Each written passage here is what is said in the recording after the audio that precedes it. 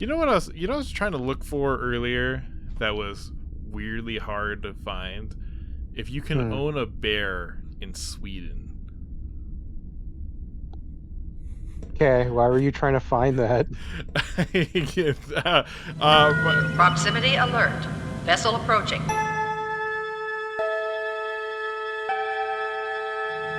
The vessel is hailing.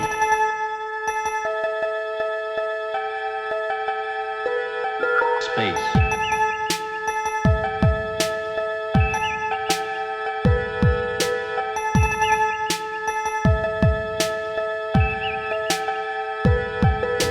Warning.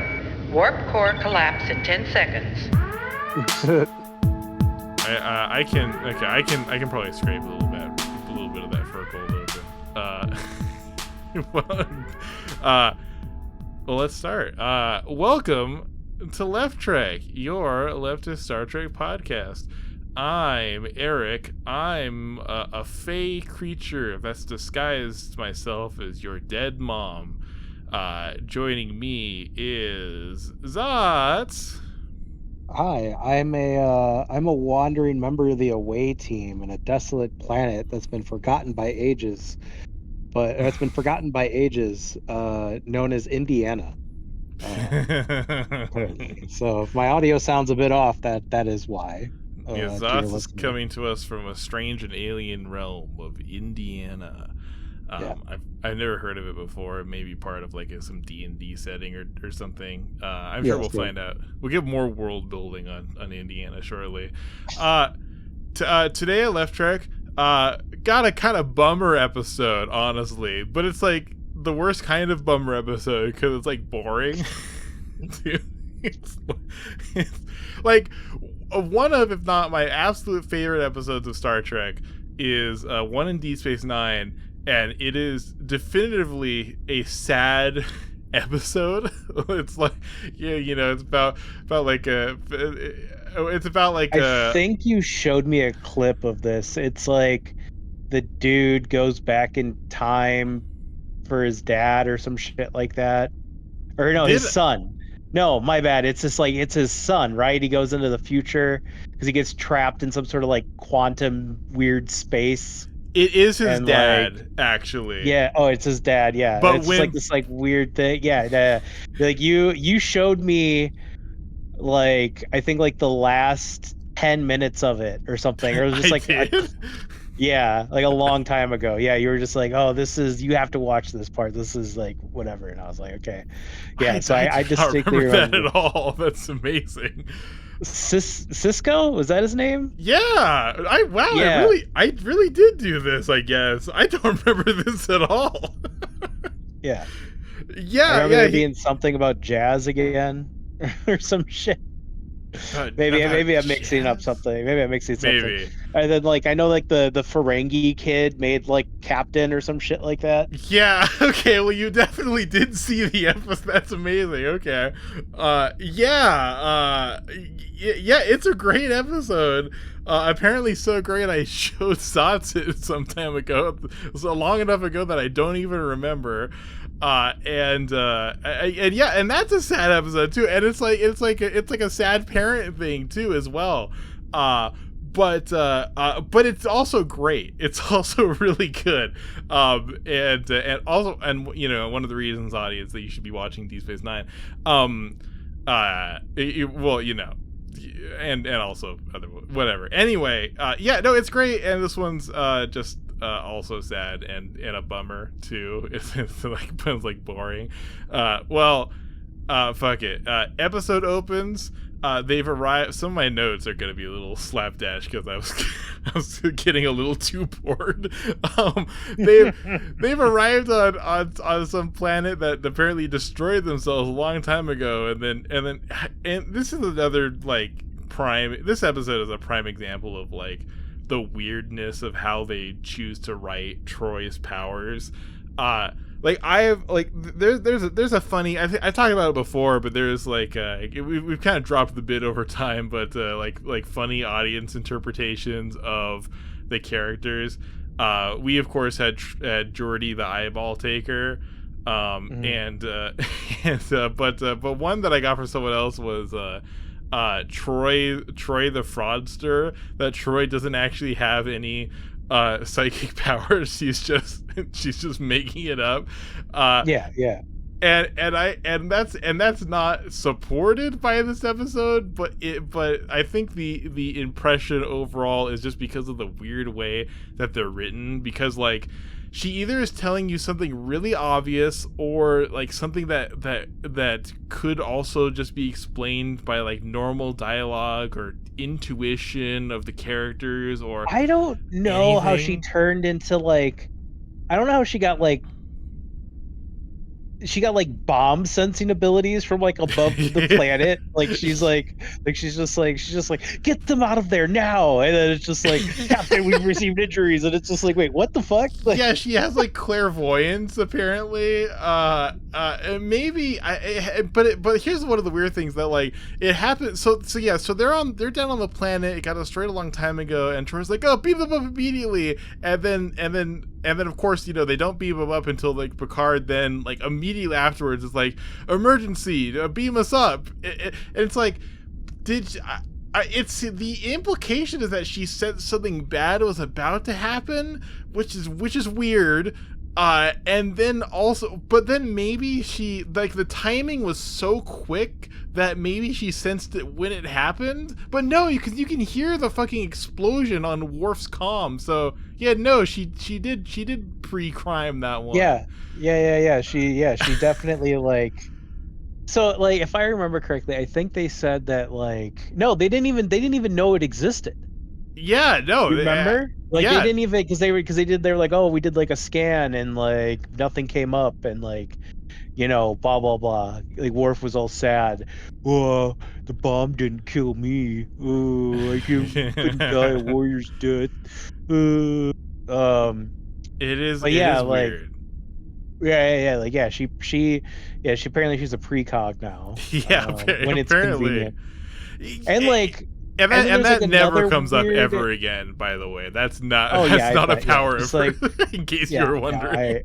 I gathered that. And there's like, she also does something later on in the episode which is also kind of silly, where she's like, I sense something on the planet, but like everybody on the ship is really sad right now. So it's like, yeah, and it's just that's like, okay, wait, hold on.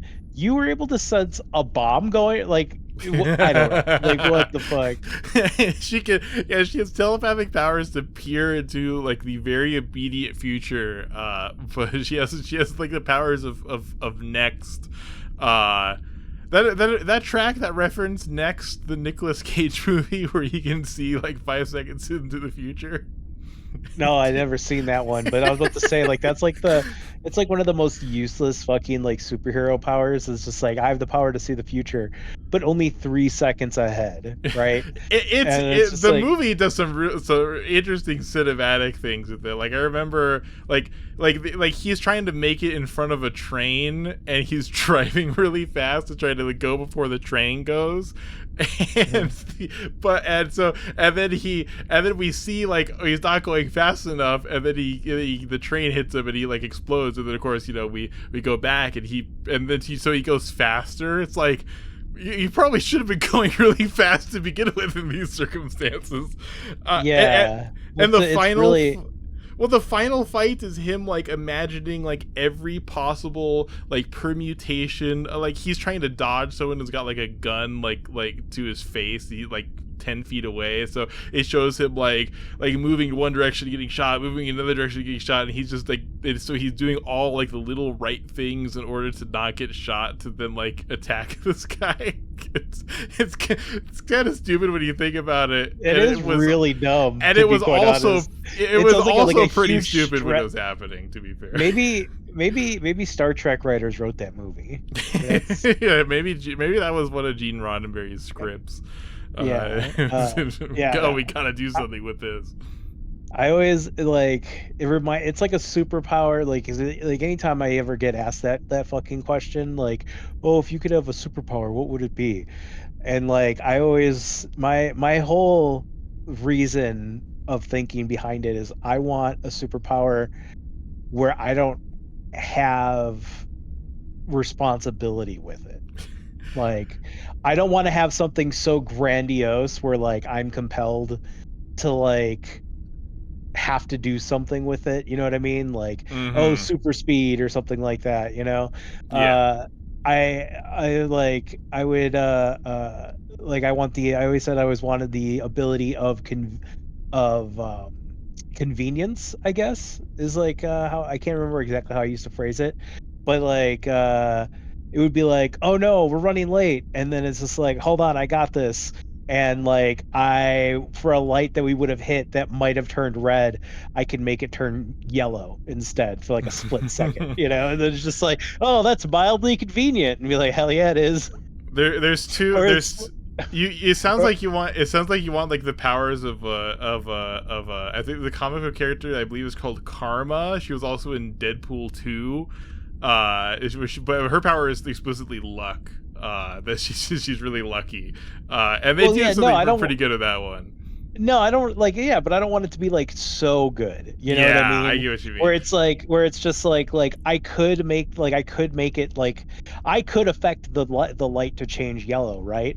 But like if somebody jumps in front of the street and like you have to like slow down a little bit, you would still hit the red light. Like I wouldn't be able to Mm-hmm. fucking do anything about that. You know what I'm saying? Sure. Or like, you know, you're like, oh shit, I can't find my wallet, and I'd be like, hold on a second, and I'd be like, you know, whatever, like da da da da da da, and then, like activate my powers, and like and like something, and like something in the area, in like not directly on top of it. Like I wouldn't help you find your wallet. It would just be like you would just all of a sudden like realize like, oh shit, that's right. The fucking knickknack on the counter. Like, okay, I remember that. Okay, so it's, oh, it's on the floor. Okay, cool. Like, you know, it's just like, yeah. Oh, It's that's very mildly handy. convenient. A very Yeah, handy yeah. power. Yeah, which is really interesting because like there's a very philosophical quote from like Phineas and Ferb of all things, which is about like the question of what superpower you'd want to have because it reveals not just your not so much your greatest desires as it does your greatest fears, and I think that says a lot about your life, Suds, that you fantasize about a world where everything just goes a little bit right for you. But not so right that like, you know, not so like, right that you'd have to be bothered by it. yeah, exactly. Oh no, absolutely not. Like, or like I think it is I think that is a very interesting observation because mine is like immortality. I'm very afraid. Oh yeah, no, that was my backup. Yeah. That was my backup. That was my backup. Is it's like, but no, like I wanted like instant regeneration, right? Like Wolverine or Deadpool powers, right? That would be my second one. Mm-hmm. But I would need there to be at least like a 45-second delay. Okay, so it would be like I would be stuck. Like, you know, like, so imagine like you're walking through like a grocery store, right? Mm-hmm. And all of a sudden somebody starts screaming at you about wearing a mask, right? Because you know you're sick or something and you're just there to pick up some cough medicine, right? Sure. And or I mean, mind you have instant regeneration, so you probably would. Well, whatever, you know, like you're just you're going through the motions. Like you're not an asshole. You're not an asshole. You still understand that COVID's a thing, and you don't, you know, whatever. So you're at the mask, and somebody's just like, you know, that's, you know, you're just breathing in your own bacteria, and like, you know, the COVID's over now, and blah blah. Oh blah, yeah, so someone gets mad at you for wearing a mask. Yeah. Somebody gets mad at you for wearing like a medical mask, right? And then like, you know, and then you say something like very gentle, like, well, you know, like, hey, like, I'm just trying to be considerate, you know, and then like they just fly off the handle, right? Like full QAnon or like whatever, and you just blow your brains out, like right in front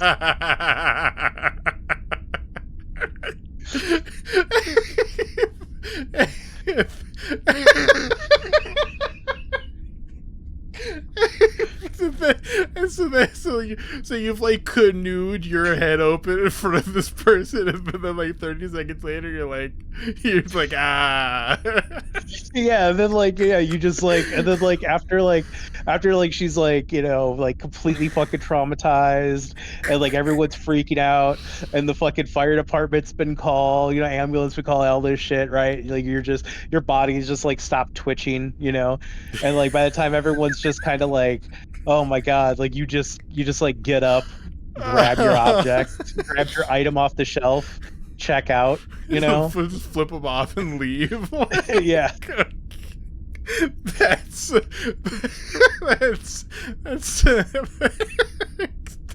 that's fascinating. I'm fascinated by that. That's very interesting. Yeah, I don't want any fucking superpower that would be ever actually be useful. Like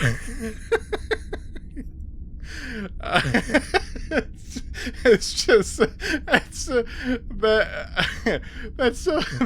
funny.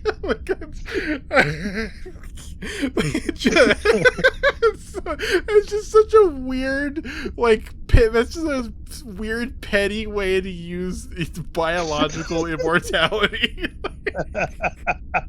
Hell yeah. Just kill yourself for a second to own someone. Hell yeah. Somebody tries to like come up to you to like talk to you about some dumb shit you don't want to hear. You just like hold that thought. You just walk in front of a bus. It's just you're having a boring meeting, so you just leap out the window. Yeah, exactly. Light yourself on fire. Like so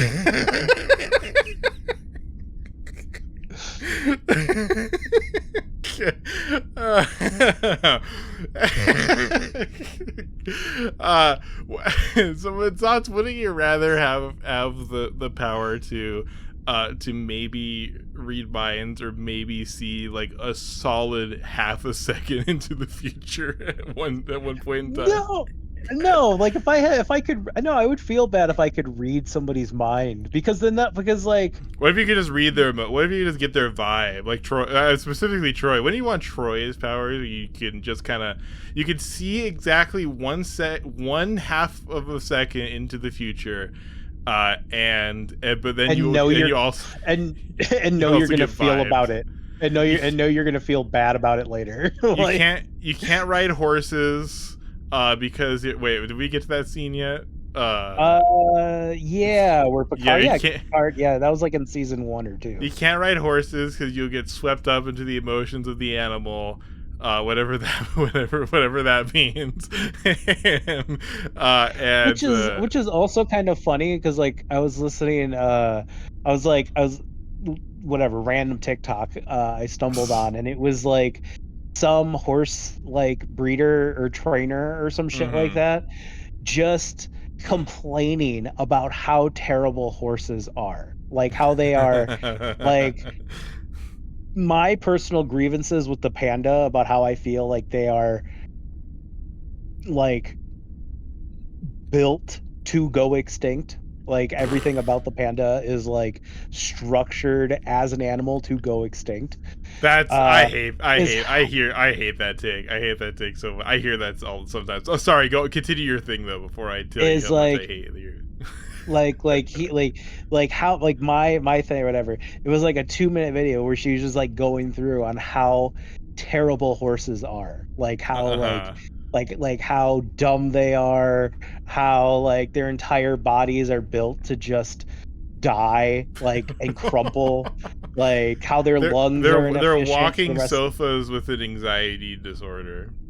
Like it was like something weird, like it's like their lungs can hold more air than their lungs hold more air than what can actually be filtered through the blood or some shit like that. So it's just like their whole body is just built like completely inefficiently. Like Wait, we so- think of them Wait, as so being can like, they like hypoxiate themselves? I guess, yeah. I don't know. I'll have to try to find it again. I'll DM it to you. But like it was Okay. like why, like she was just like, because she was like mad, I guess, at like horse girl TikTok or some shit. I don't know. Oh, She was like, okay. somebody probably was just like, somebody was probably like, she was just like, no, these things fucking suck. It's, like, yeah. it's very funny with the idea of just someone that just like someone that loves and like works with horses and just fucking hates them. Just fucking hates horses so much. God, I'm sorry. We have to get back to. I'm sorry, folks. We have to get back to Star Trek. So, listen, you're not missing anything. This episode is fucking boring. It's yeah, really I know. bad. Did I ever? Okay, I don't think we talked about that. We got our first hate comment some time ago. It was like on an old episode. Someone. Really? Yeah, someone was like, I stopped listening to this show because they don't talk about the episode enough. I didn't engage in it. I replied like, hey, history has been made. We finally have our first hater comment. It's amazing. Oh, yeah. Hey, listener, go in the comments and talk about your favorite tangent. Yeah, what's your favorite left trek tangent? Tell us what superpower you would have. tell us what animal you hate the most. Yeah, there's what animal's your most hated? What not your favorite, your most hated. Don't mention your favorite the animal. I'll shadow ban you. Okay. And what's your greatest hope? What's your greatest fear, as exemplified by what superpower you would want to pick? What's your favorite left? How about the sex chair one? You like the sex chair? Wait, no, that went up on the Patreon. I forgot. Never mind. Troy precogs half a second into the future, written completely uselessly. I don't even know.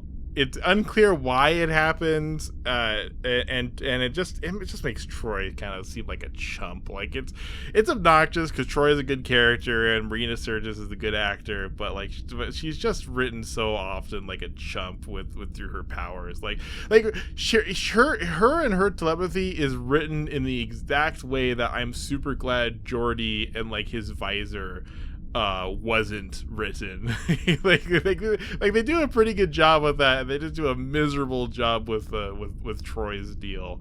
Like there's no episode where like, oh my god, okay, so there's no episodes where like Geordi can like, he can see again, but only for one day, and he has to do all that stuff. But I just remembered there is an episode where Troy loses her powers for one day and has to deal with that. It's actually not a bad episode though. But yeah, and she's written so weirdly. Since we know that there are fae creatures responsible for some of the things here, maybe she was sensing like the worry and panic of the fae creatures.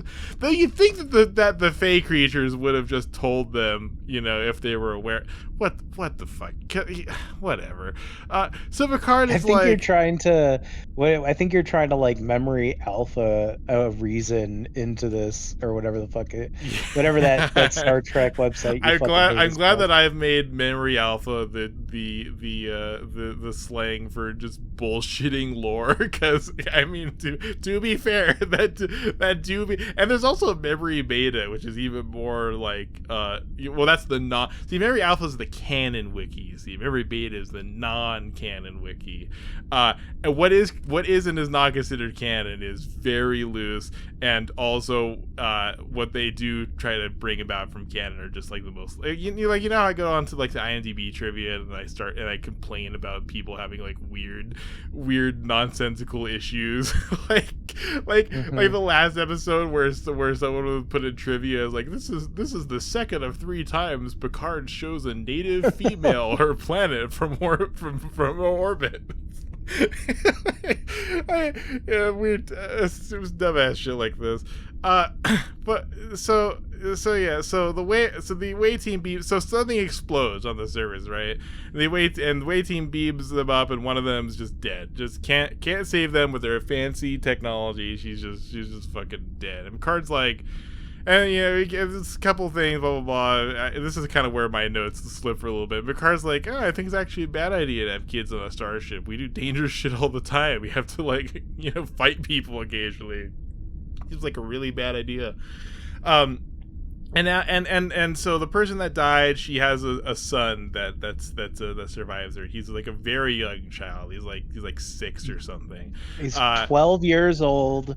He's 12 years old.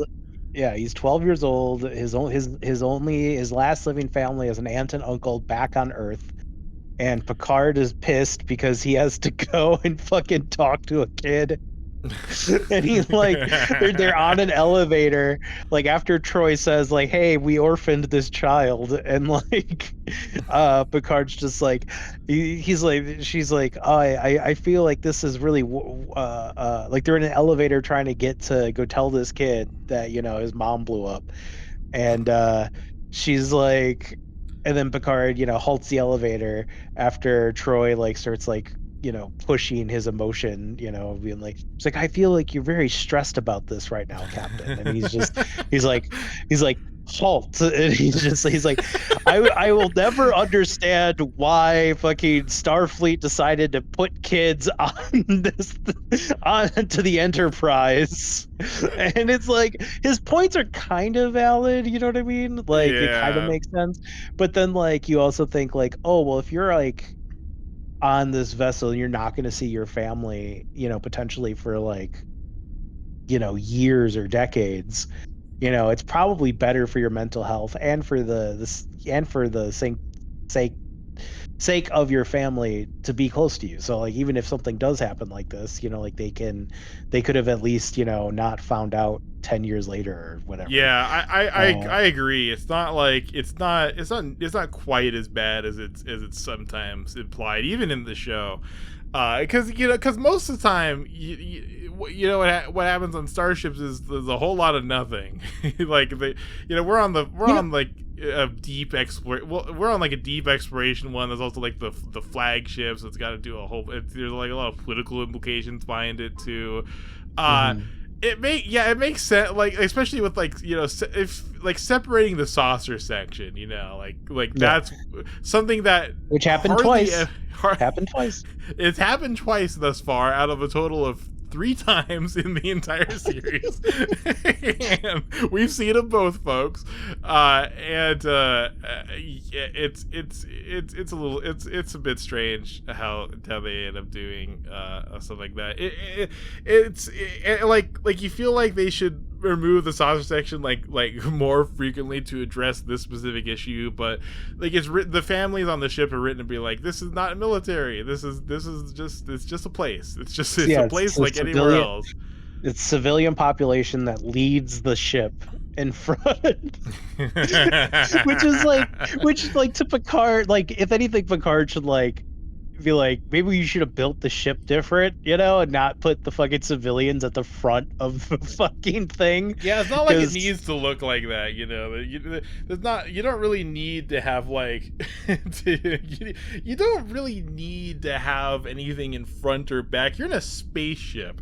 Well, I guess they are designed to go in atmosphere a little bit, but like you're violating the laws of gravity like all the time with the stuff that the ship just does to move around the cosmos. Not even that. Like, well, like, why do you need to fucking like drop this massive fucking spaceship? You have teleporters. You just remain in orbit. You never have to go like through atmospheres unless like you're docking back at Earth, I guess. Well, then like at Earth, you're docking in orbit at like or like at a place famous in the lore, Jupiter Station, like and there's lots of specific like shipyards and stuff, or ships gets built and they go back to maintenance and that kind of stuff.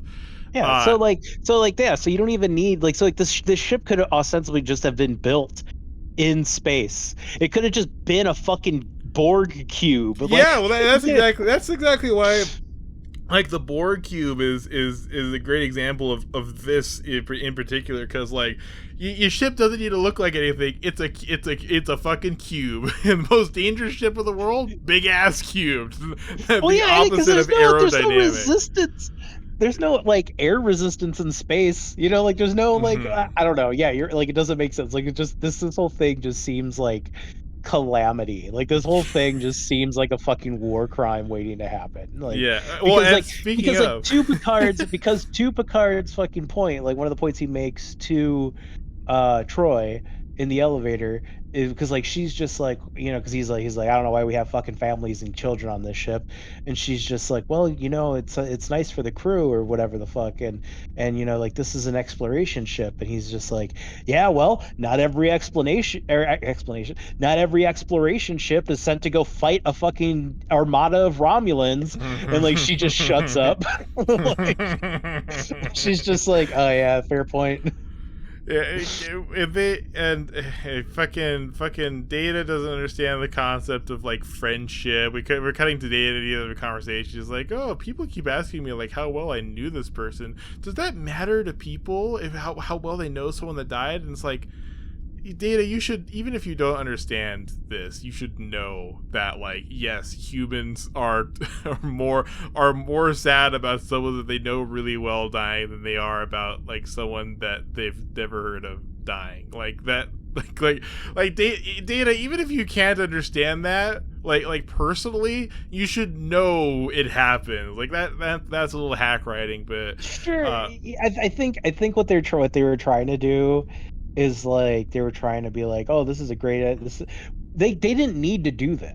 Like they already went like with Tasha Yar dying. Yeah, and they mentioned her specifically too. He's like, yeah. and even Data. So, and then it's revealed that Data does understand this concept, because even he felt a little more sad about like Tasha, his dear friend, on again, off again hookup. Is died in comparison to this person that he didn't know very well, and it's one of those, like Data is often the victim, especially early on, of like hacky writing where he doesn't understand some like really basic concept, and he doesn't even need to be in this episode, to be honest. Like, not at all. Doesn't he only have like maybe like 3 or 4 lines in like the first act of the episode? Like then he's just never, because then it just becomes like Worf and well, when he appeared, I actually thought this was a different episode involving like a different kid that had some tragedy happen to him, and that's an interesting one because it is also like a Data episode, because the kid starts like emulating Data. And that's for a while. I thought that was this one for a minute. It's like, oh no, this one's a boring one. But like, and then we get Worf. Speaking of like bad writing, so Worf just Googles Klingon traditions like whenever anything happens, so that he can be like, there's a Klingon tradition about this. In order to, he's got to constantly assert that he is a Klingon. He even calls himself an orphan rather than adopted by loving parents who he still considers his mother and father. Like, Worf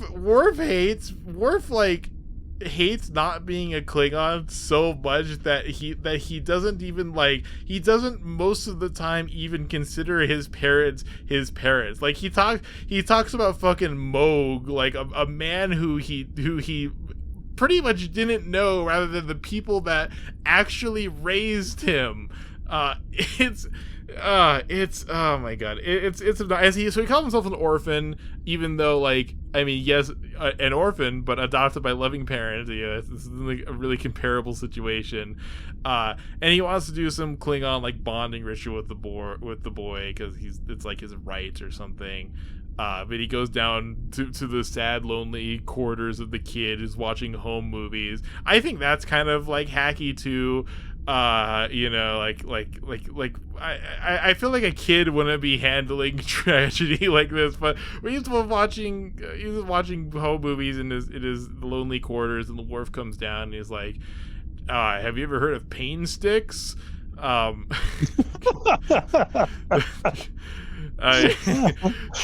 Troy is like, oh, another great Troy exposition. Troy's like, oh, there's something down on the planet, and Nebulous and Troy. So they went and disarmed like the traps earlier, and Geordi were like, the traps were disarmed. They just got left laying around. So we know this thing's happening, but Troy has got to be like, I sense a presence. Like, I that's just so bad. Like, is it removing tension? Is it like providing like it's removing tension, but also like providing completely unnecessary exposition? Like, it just like Troy is a victim of bad writing, and then like what they do with and so there's already bad writing when Troy is written bad, and then that's like just a symptom of like the bad writing of the episode, bad exposition delivered by Troy that doesn't actually mean anything, that doesn't have any weight on the plot whatsoever.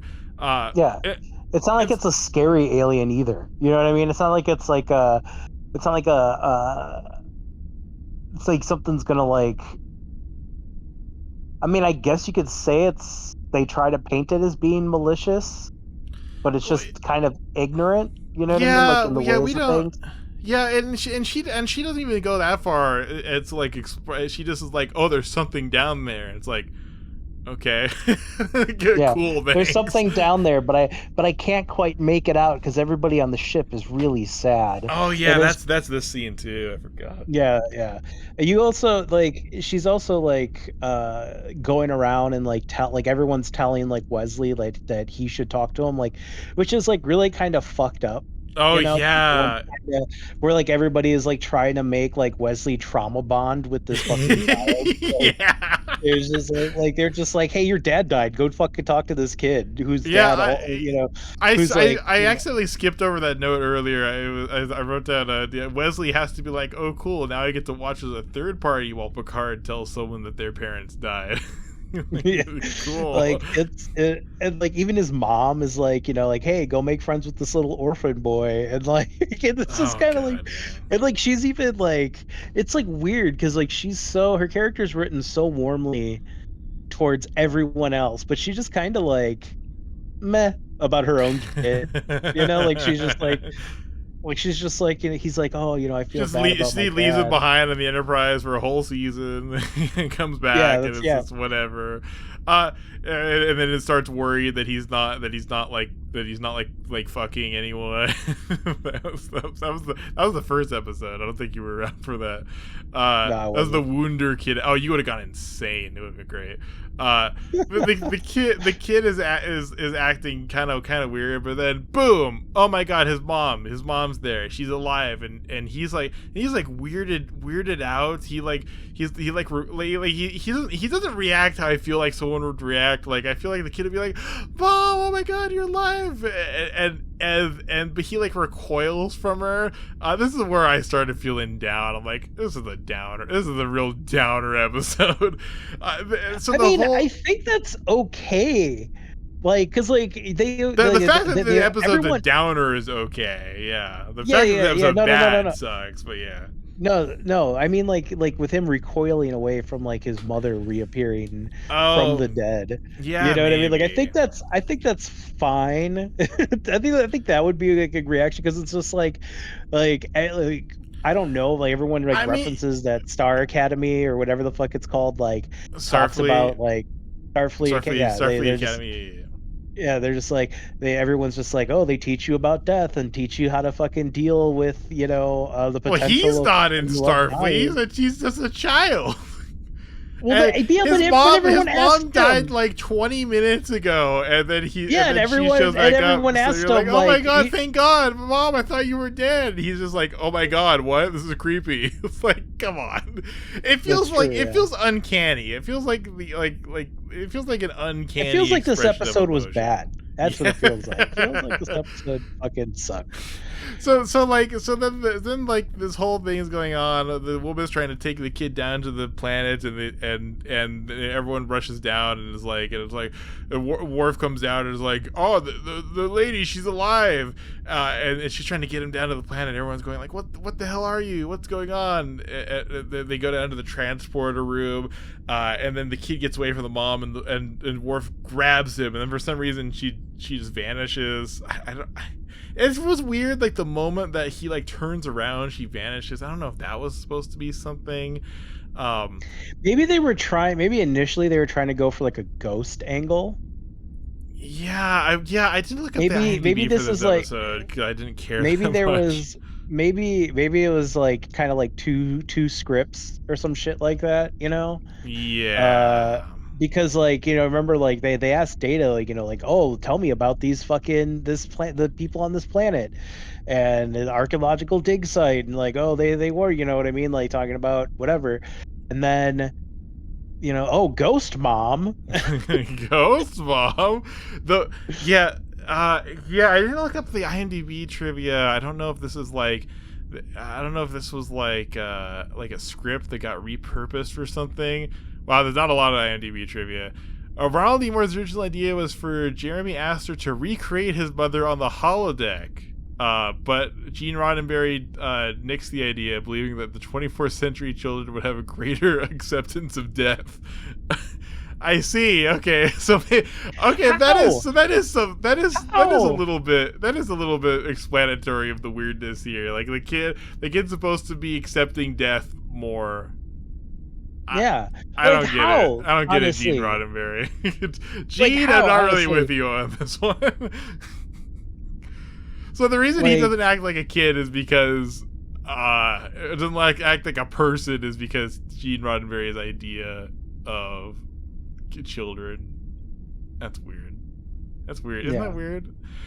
No, that is. No, it doesn't. It's dumb for the fact that like, just like,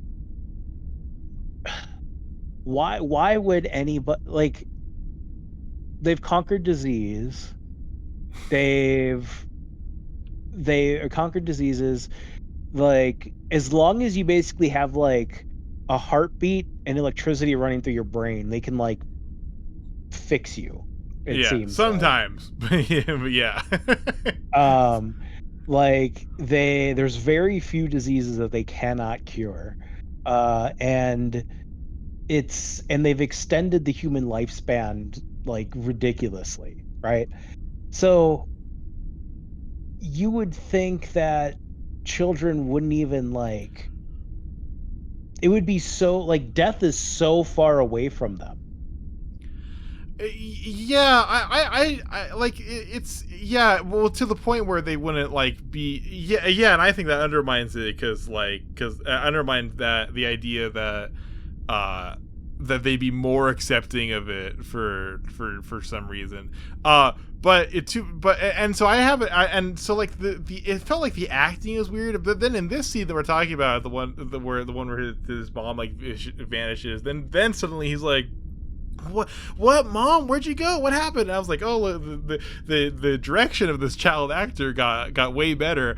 But here fucking writer of this episode, Ronald D. Moore, IMDb trivia, there's no source on this, keep in mind, but because there never is an IMDb trivia, but in an AOL chat in 1998, the writer Ronald D. Moore admitted that he was, quote, not a big fan of Gabriel Damon's performance as Jeremy Astor, adding that it would have been interesting to continue the relationship on the Enterprise, in parentheses, with a different kid. It's like, like, no, the child actor is not the problem here. It's you, your weird writing, fucking Gene Roddenberry's strange interference. I thought he was dead by now. Apparently not. Apparently he was still interfering with the show.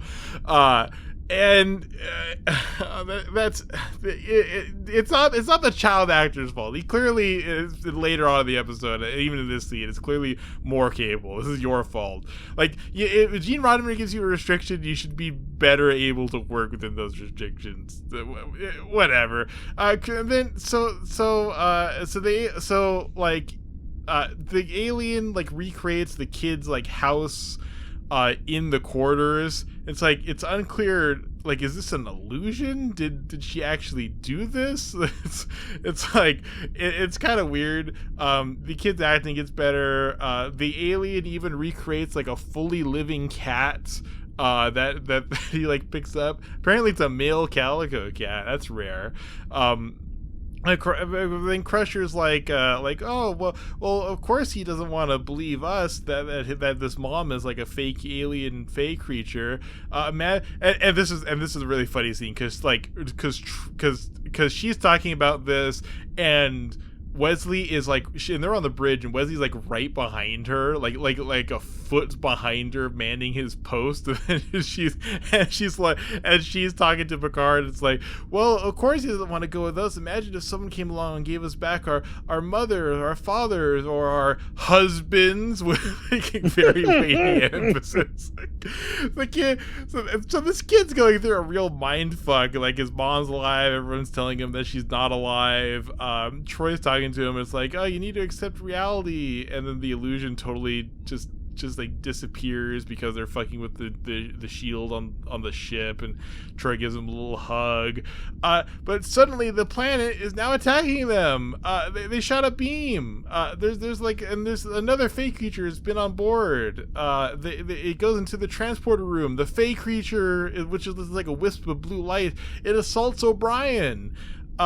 And so the Fae creature then recreates his mom again and zips into the quarters and reestablishes the illusion. Hags have powerful magic; they cannot be trusted. The security is trying to go like chase down the energy being who seems capable. They all got like they're running around the fucking Enterprise with like butterfly nets. Yeah.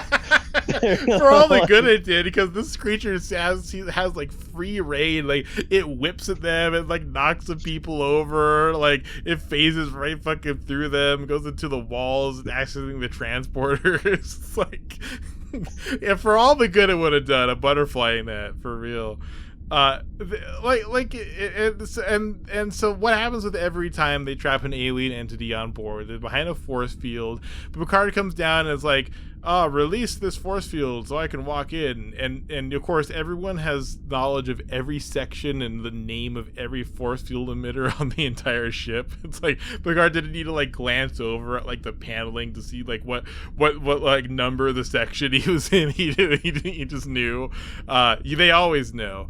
The alien are trying to get the transporter working again. They talk to the lady, and she's somewhat cornered, so she reveals her mysterious history. Apparently, this planet has 2 different species on it, and one was normal and made of matter, and they killed themselves because they're dumb. But then one is connected to the Feywilds, where beings of pure energy. And when they all killed themselves, we felt so much grief that I don't know. I guess it didn't do anything, but they felt more grief when someone died from this long ago thing. So like, okay, well, we'll become this kid's whole world. And apparently because she's energy, she doesn't understand the need to grow. And then Picard's like, no, the child must accept that his mom died 30 minutes ago. And it's not like, and they had. Well, you're skipping over a lot. I did. My notes are a little hazy. You're skipping over a lot here. You're making me sound like the fucking Trek nerd, and I hate this. Okay, so first of all, the aliens in the fucking the 80s sitcom room set, talking with feel like Troy, Picard, and the fucking child, and she's just like she's like, I could provide for this kid. He will never have to worry about anything ever again. Like, he will never cry. He will only know happiness. And then this is where the episode really lost me. It was because it was all of a sudden Picard's like, and I knew he was going to fucking talk about this. His whole bullshit of like, misery is part of the human condition. And like, it's important for people to feel sad. And like, what are you going to do? And then like, Troy's like, yeah, how are you going to provide him a job or a wife? Yeah, that was the one that really was like what are you going to be able to give him a wife and then the implication there is that like a fey creature would have to like pretend to be like a lady and like fuck him or something. I want you to put the clip in here because it is very weird, like the priorities of like child growth. Like, this is some real liberal bullshit, because she's like, are you going to provide him with education, a career, a wife? And it's just like, oh yeah, of course, the hierarchy of needs. Yeah, not food, whatever. Yeah, like, no. Yeah, like, And then, I don't. It's not quite as bad. I don't know. My apologies if I don't remember to insert the clip. But the I'll do my best. But I don't think it's quite that bad. Like earlier on, there was like a way worse example of this where Troy was like, "You need to accept that she's gone," even though she's like right there, and it's weird. And then this scene is a little bit better because it definitely, the scene is about like, oh well, like explaining to this immortal creature like the nature of like like death is a part of life. Like you can't have life be simply like the avoiding of grief. Like, death is part of life. You cannot be hidden from the nature of our being, etc. I thought that was fine mostly, but yeah, there's some weird phrasings in it. It was the same thing was said earlier, and it was bad. When you're talking about like one person, right? When the idea of, you're talking about this one kid comes into play, right? You obviously, the argument has a little bit more nuance of like, what, like, oh, you're by you like kidnapping this child and giving him everything that he would need for the rest of his life, you're kind of like, you're robbing him of like an experience of like, like how he would grow as a person. Yeah, right? You're basically and trapping him alone in like a prison of his dreams, right? You're not actually like doing anything substantial, right? Yeah, and like from that aspect, I understand it, right? But from Picard's perspective and how he delivers his speech, because like this is Picard, and he has to have his fucking monologue, like how he's giving it is like more grandiose. It goes beyond this child immediately. This is like a commentary of like Picard is trying to educate this fucking fey being, as you put it, this entity of pure energy, trying to educate them on once again, the human condition, like like what it means to be alive. Like, it's like, he's like, you didn't understand, like yeah, these people killed each other, and you don't ever want bad things to happen on your planet ever again, but like, you need to understand that not everything is sunshine and rainbows, and it has to be that way for a fucking reason. You can't just have socialism. Some people need to die from bad health care. Yeah, I see what you mean, because like, because of course that goes into the all too common trope of someone being like, oh well you have to have things that suck, because otherwise you couldn't have things that are good, and then people like over apply that to things like, oh, you can't not have poor people, because then you couldn't have like people that aren't poor. And and like that kind of thing. It's like, oh well, you can't give everything to everyone, and it's like an oversimplification of like very of economic realities that just goes to like try to reinforce like the stance of neoliberal capitalism, and I totally get that. I don't think that's where what they're doing, but I especially when they bring up like a career, because in Star Trek the implication is like, you do things that you want, like you do things to provide yourself with, and this was even stated specifically, like you don't work for money. You don't need to have a wage to live. You do things because you yourself are passionate about them. You pursue your interest in the enrichment of your own life with no express or implied failure for not making that economic in some way. So and I was reading it like that, and I think that's the implication, but I completely get where you're coming from on that. I don't know, that's I can't stand that fucking shit anytime like a show or a piece of media fucking uses that nonsense, because it's just like, it's once again, it's just propaganda of fucking nonsense.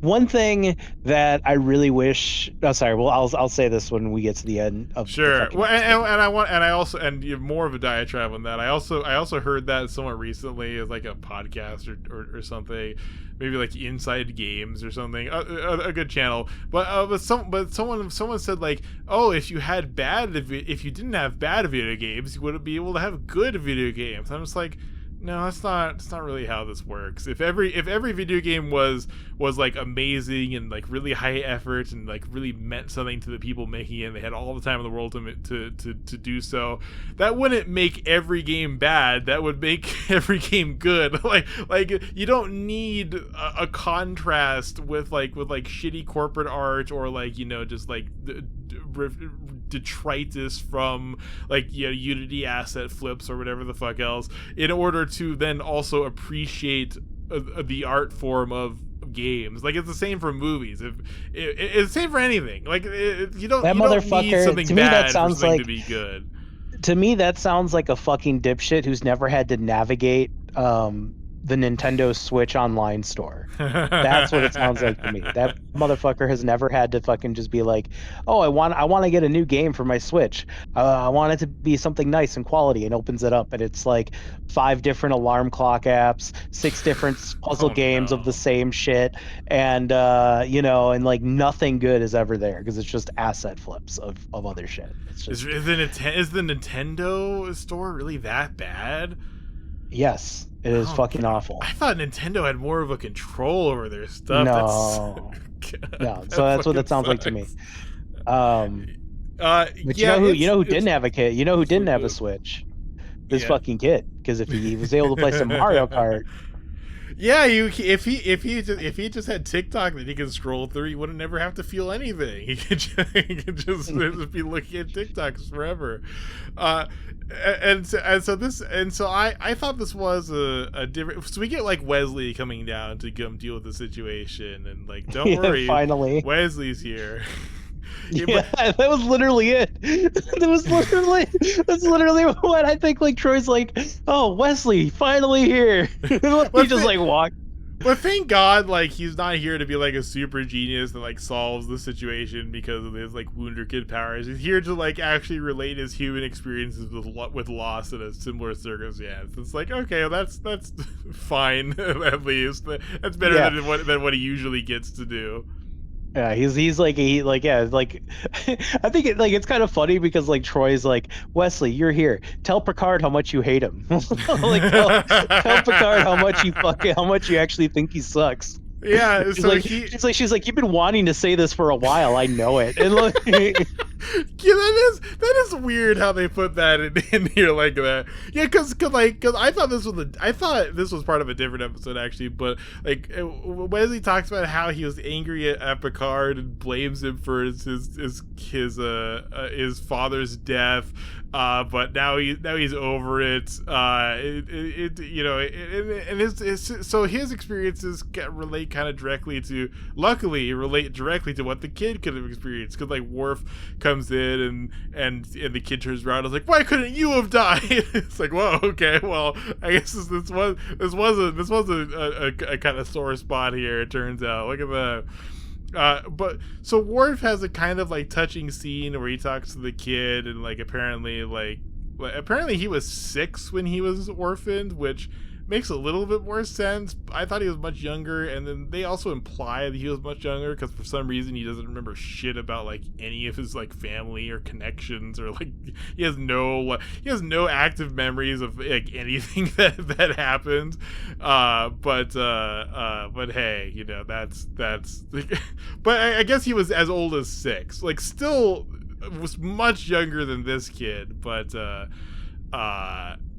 I don't know.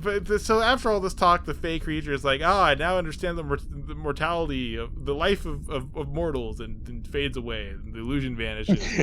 You're all exhausting. I'm over this.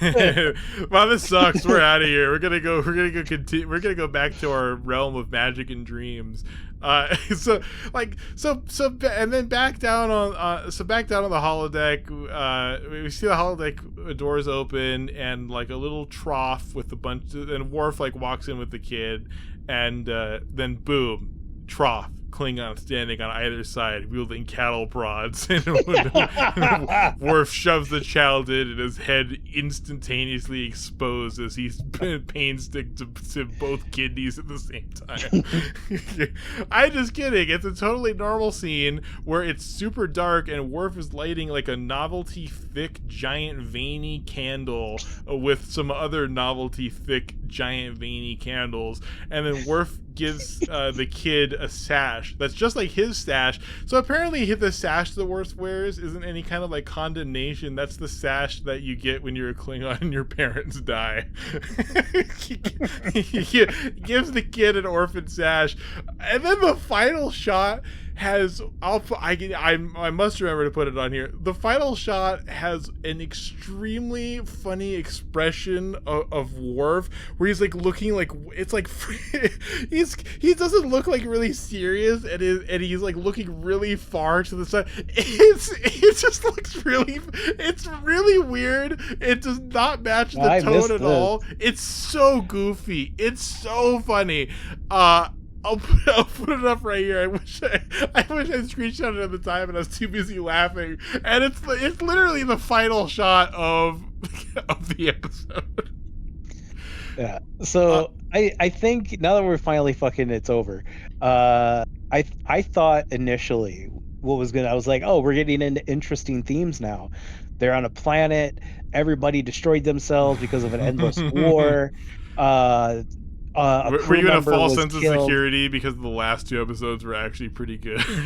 Yeah, they were like decent. Yeah, exactly. Like and then like they go to this planet to like do like archaeological reconnaissance on these two civilizations that blew each other up, which actually seems like a pretty common trope for like why planets are vacant a lot of the time in this fucking series. Now that I think about it. Where it's like, oh, these two, which I think is also kind of fucking really silly. Hello, are you still there? Yeah. Hey, I put up I'm sharing my screen.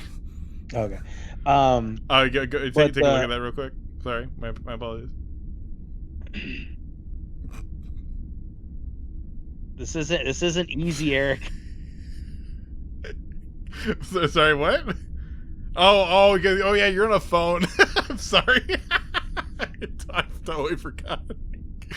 I'm not even gonna bother. You're just gonna have to text it to me. Anyways, I'm sorry. I could have just screenshotted it way earlier. I'm sorry. But yeah, like I thought it was gonna be like more interesting, like with the they go to the planet, war happened, derelict explosive devices are left, crew member dies, and then like it kind of becomes like a commentary on, I don't know, fucking Cambodian landmines that are still like maiming children like to this day. I suppose it is, isn't it? I was like, oh, this is going to be really interesting, and then like I get whatever the fuck this was, and I was like, oh, okay. Oh, we're back to season 2, huh? Yeah, it really does. It feels super season 2, doesn't it? And we're only barely out of season 2. I was like, wow, they could have said so much here. Like, this could have been like a really interesting fucking, like, there could have been like holdouts, that still just like don't believe, like the mole people that don't believe that the war is completely over, that they stumble upon, like I didn't know that was a real story, by the way. I didn't know that was actually real. That actually happened. What? You're talking about the World War II Japanese soldier? The Japanese guy on the island. Where like they had to have the fucking prime minister come and just be like, yo, dog, for real, it's over. Well, they had to have his old commander had to like find him living somewhere in order to tell him otherwise. It was like a long time later too. I don't even know how long. You could have done both though. You could have had both those fucking. You could have taken like you. Jesus fucking Christ. There you go. That's your fucking episode. You have one fucking person where it's just like, like Data could have fucking even said like, oh, landmines used to maim people all the time in fucking Southeast Asia due to wars from the earlier 20th century, and what have you. And then all of a sudden, then like it goes into this, and then like it could have been a whole fucking commentary about forever wars and all this shit. But no, what do we get? We get fucking, I don't know. I can't. What can you say? What can you can't even and you I can't guess even that's compare because the this to anything war, else. and that's because like the war was like it seems to be like a late addition, because it was supposed to be about like, it was supposed to be, as we discovered, about a kid recreating his recently dead mom on the holodeck, and then like I guess what would happen there is then some like people would come and tell him like, oh, this isn't a healthy way to cope with your loss, to cope with your trauma. It's like and there are, and that would have been actually, and that would have been better, because there are real things that are about this, like people having unhealthy obsessions with like afterlives and like poltergeists and stuff like that's always been a thing, and the fraudster industries around that. There's also this very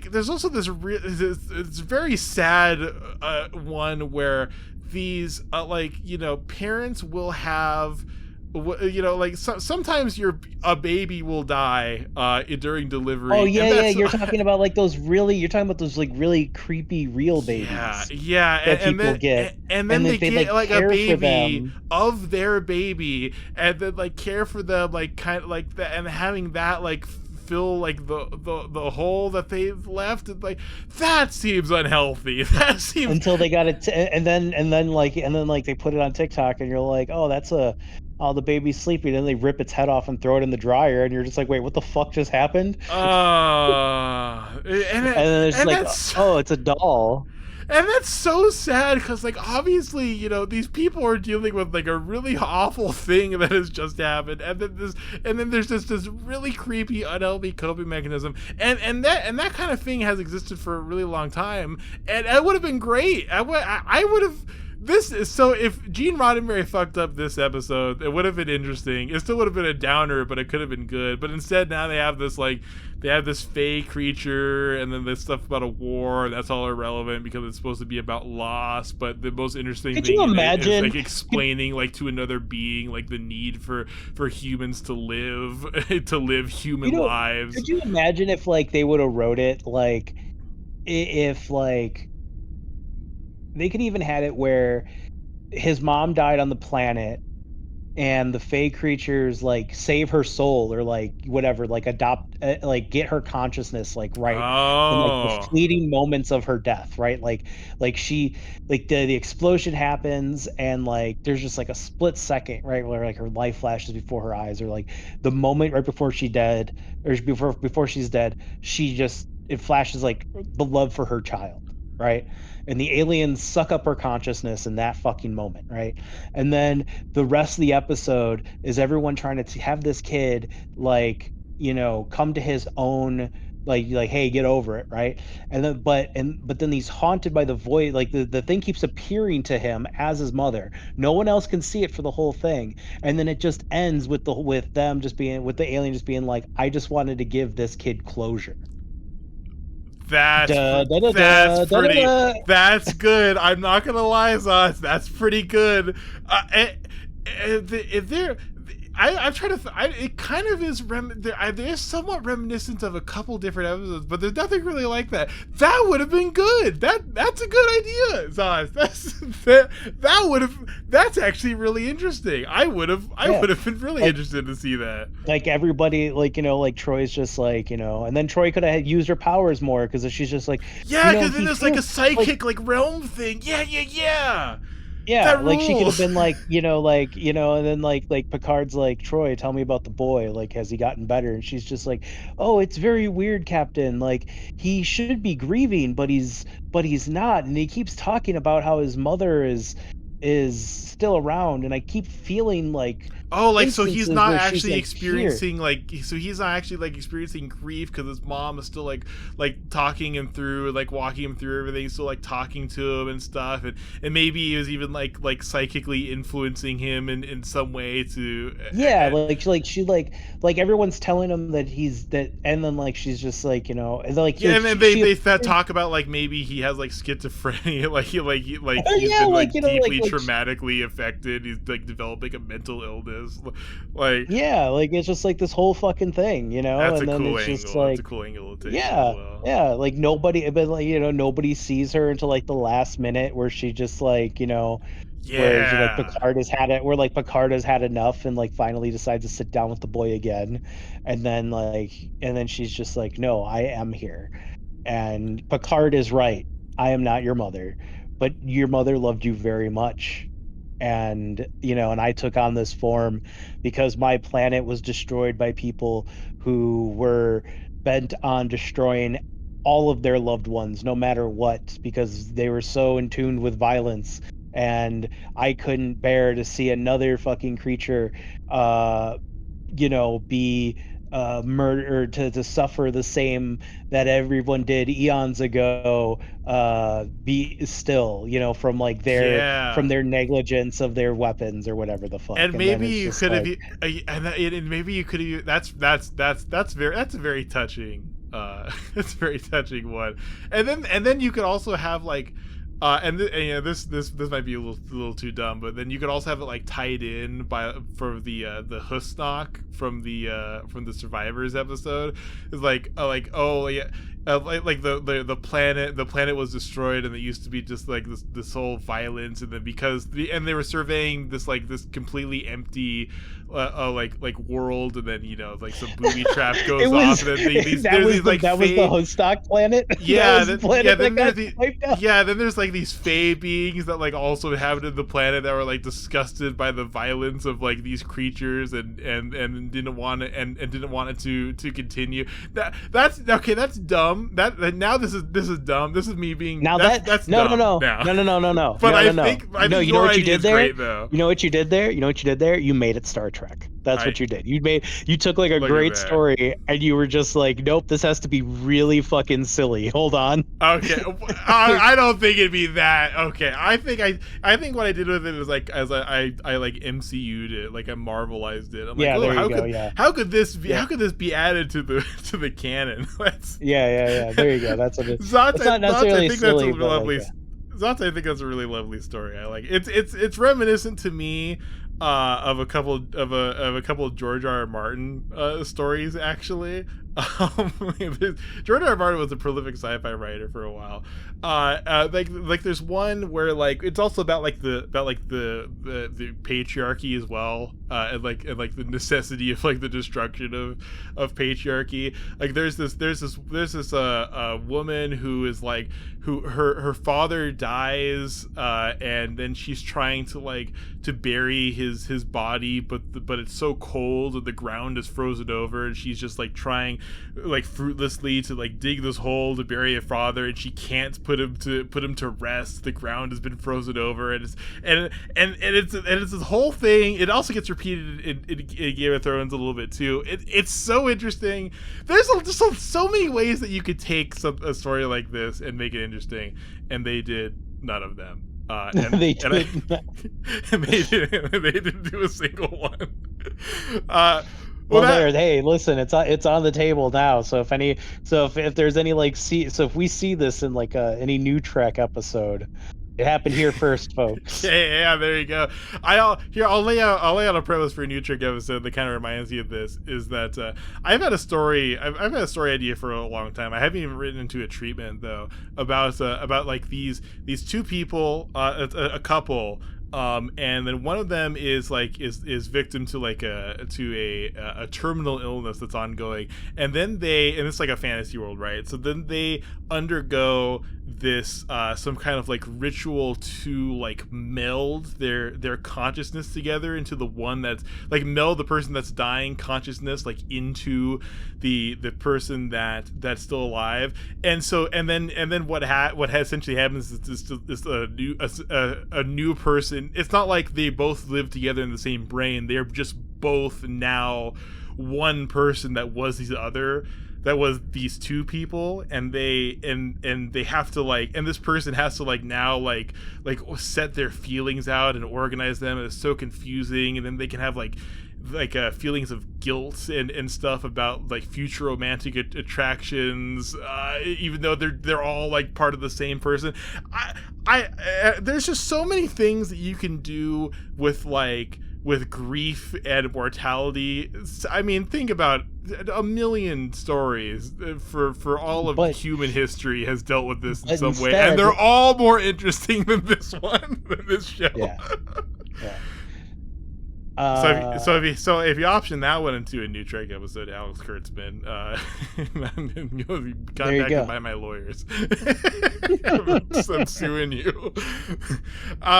Well, shit. Hey, that's this episode. What was this episode called? The Bonding. It's called The Bonding. Zots. That's even a terrible fucking name for the episode. What? Yeah, it is. I whatever. No, let's just fucking let's do the rating and let's fucking sign out. Yeah, check the. I posted a picture in the chat, by the way. I don't know. That might be easier for you to see. that is a very weird face for Worf to be making. As he makes that right before it closes down. It just looks so goofy.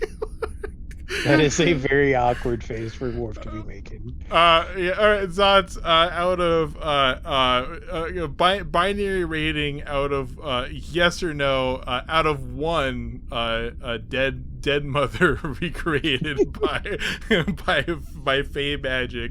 Well, how would you rate this episode?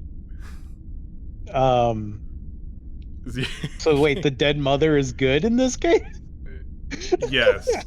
Oh, okay. So no, I want my mom to live so that this episode never happens. Excellent. Yeah. So all right, I got one for you.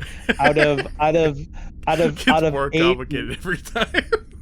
out of 8 unarmed landmines waiting for fucking people to step on them.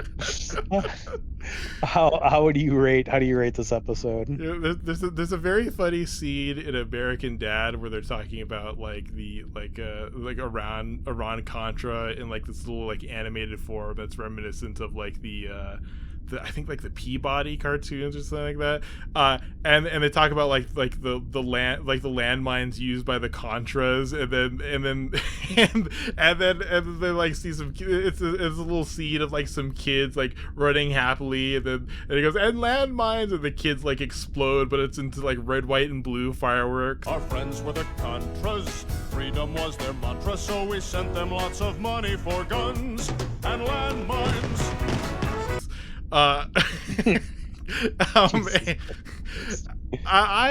So I rate this episode. I suppose I'm rating this episode 3 because there's 3 kids in the thing out of 8. I didn't like it. I didn't like it. It was kind of a bummer. It made me feel bad, and it wasn't very good, which is the worst thing that media can do to me, is make me feel bad and not be very interesting. So 3 out of 8. There you go. Fuck this episode. I hate it. I didn't like it. Skip it. Don't watch it. Well, skip this one. This is the good skip one. When you're rewatching and like you're like, oh, finally I'm in season 3. I can watch some good Star Trek. You're like, okay, it sucks. It sucks at first. Let me look back at season 3. Oh wait, I'm sorry if you heard that and I didn't cut it out. Back. Let's see. Yeah, you get the Wonder Kid Wesley episode. That one sucked. Ensigns of Command, that's a good one. Ensigns of oh yeah, it was 3 back to back. Ensigns of Command where Data goes down onto the planet. That's a good one. Survivors, great one. Who Watches the Watchers, a classic good one. And you got this one. Go ahead and skip this one. And spoilers, also skip the next one. Yay. Well, I can't wait for that. Yeah, come check on next time for you. For one that we covered on the episode on a premium episode, actually, Booby Trap. We'll we'll have a lot of fun. It'll be the first time Thoughts has seen and talked about this one, so this will be very, very interesting. I guess what do you have anything else? Any closing thoughts? I think we kind of said everything. We were not starved for content on this episode. There's a lot to talk about here. Free Palestine? Free Palestine. That's our closing thoughts. Free Palestine. Didn't someone get like taken off Nebula recently because for being pro-Palestinian? Jesus Christ. I would not be shocked, but I think there's more details about that because the person might have also been an asshole. I don't know. I shouldn't speak on that. I have no idea what the fuck's going on. Yeah, we live in dark times. Bye.